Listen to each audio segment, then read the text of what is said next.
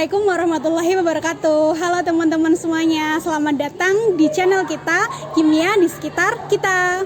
Nah, pada kesempatan kali ini saya akan membahas mengenai kita akan membahas mengenai, kalian pernah nggak sih makan soto? Nah, kalau di Semarang, soto itu kayak makanan wajib yang harus kita coba untuk sarapan. Nah, kalau kita sarapan soto, pernah nggak kalian nambahin jeruk nipis ke dalam kuah soto kalian? Gimana rasanya? Pastinya akan lebih enak.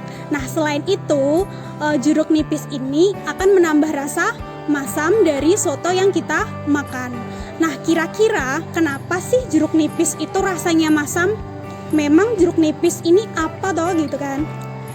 Nah, jeruk nipis ini mengandung senyawa asam yang namanya asam sitrat. Nah, asam sitrat itu merupakan salah satu contoh dari larutan yang bersifat asam. Nah, kalau kita rasakan, pasti rasanya akan masam. Nah, masam sendiri itu salah satu sifat dari larutan asam.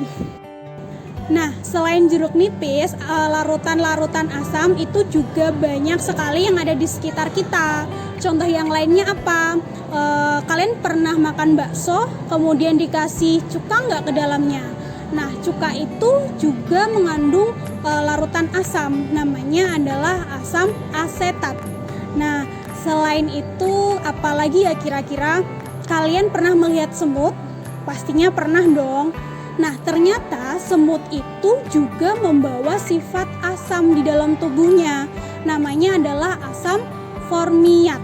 Nah, asam formiat sendiri itu juga biasa disebut sebagai asam semut. Tapi teman-teman, apakah kalau kita ingin tahu senyawa itu asam atau bukan, apakah kita harus mencicipinya satu persatu? Saya rasa nggak boleh ya, kita nggak boleh sembarangan mencoba suatu zat apakah dia sifatnya asam atau basa. Kenapa kita tidak boleh sembarangan? Karena ternyata sifat dari larutan asam itu bukan hanya rasanya yang masam. Karena larutan asam sendiri juga memiliki sifat yaitu korosif. Korosif itu bisa menyebabkan logam menjadi berkarat. Nah, sekarang kalau misalnya larutan asam itu kita icipin padahal dia sifatnya korosif, pastinya akan berbahaya buat tubuh kita. Nah, larutan-larutan apa sih larutan asam yang bersifat korosif itu?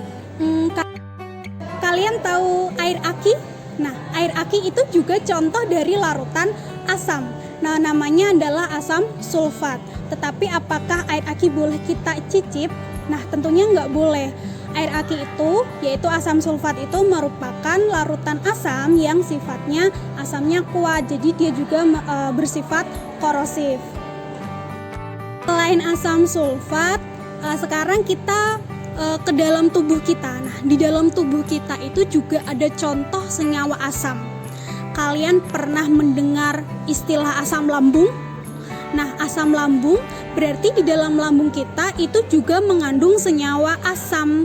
Yang terkandung di dalam lambung itu adalah asam klorida atau HCl.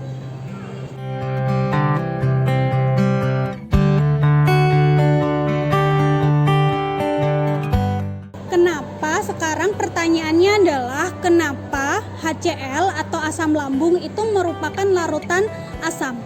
Kalau menurut teori dari Arrhenius, senyawa asam itu merupakan senyawa yang jika dilarutkan dalam air akan menghasilkan ion H+. Nah, nanti reaksinya bisa dilihat di bagian samping ini ya.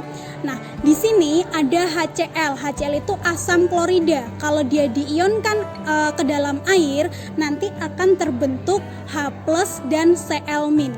Nah, karena HCl itu mengion menjadi H+ dan Cl-, artinya dia menghasilkan ion H+, maka HCl itu akan bersifat asam.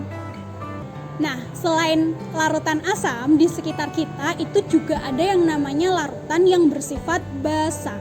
Nah, asam dan basa ini akan selalu berkaitan. Nah, sekarang basa sendiri itu apa sih? Kalau menurut teori Arrhenius, basa merupakan senyawa yang jika dilarutkan ke dalam air akan menghasilkan ion OH-. Nah, ingat ya, kalau asam itu menghasilkan ion H+, kalau basa menghasilkan ion OH-. Kemudian contohnya apa? Contohnya adalah ada yang namanya natrium hidroksida. Natrium hidroksida itu memiliki rumus kimia NaOH. Nah, NaOH kalau dia dilarutkan atau diionkan itu akan membentuk ion Na+ dan OH-. Karena dia menghasilkan OH-, maka NaOH bersifat basa.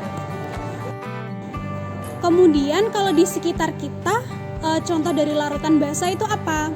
Nah, kalian tahu sabun, deterjen bubuk ataupun sabun mandi, sabun cuci tangan. Nah, segala macam jenis sabun itu merupakan contoh dari larutan basa.